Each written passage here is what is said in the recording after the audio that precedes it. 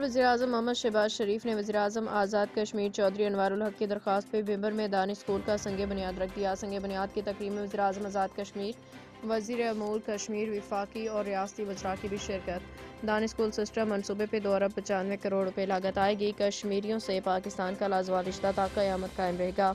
वज़ीर-ए-आज़म पाकिस्तान के आज़ाद कश्मीर की तामीर और तरक्की के लिए इक़दामात को खराज तहसीन पेश करते हैं। वज़ीर-ए-आज़म पाकिस्तान को बिम्बर तशरीफ़ आवरी पे खुशामदीद कहते हैं।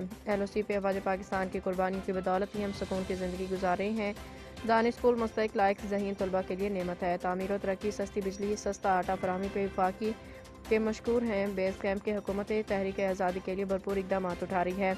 नरेंद्र मोदी, सुन लो तुम्हारी तमाम साजिशें नाकाम होंगी। वफाक और आज़ाद कश्मीर की तमाम सियासी हुर्रियत क़यादत एक प्लेटफॉर्म पर मुत्तहिद है। मकबूजा कश्मीर में भारतीय मिसाल बंद होने चाहिए। आज़ाद कश्मीर को तरक्की की राह पे गामजन कर दिया है। 20 माह में बचत के वज़रा के लिए कोई गाड़ी नहीं खरीदी।